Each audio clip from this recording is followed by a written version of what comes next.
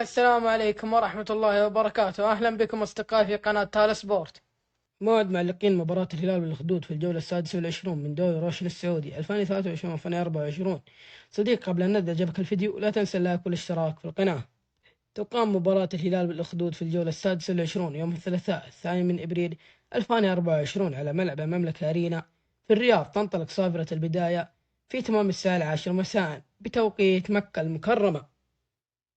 الهلال في صدارة ترتيب دوري روشن السعودي برصيد 71 نقطة. الأخدود في المركز الخامس عشر برصيد 24 نقطة. القنوات الناقلة سي سبورت المشفرة معلقين مباراة الهلال والأخدود، المعلق فهد العتيبي والمعلق حاتم بطيشة. القنوات الناقلة سي المفتوحة معلق المباراة فهد العريشي.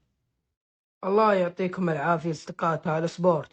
لا تنسون اللايك والاشتراك في القناة وتفعيل زر الجرس ليصلك كل جديد.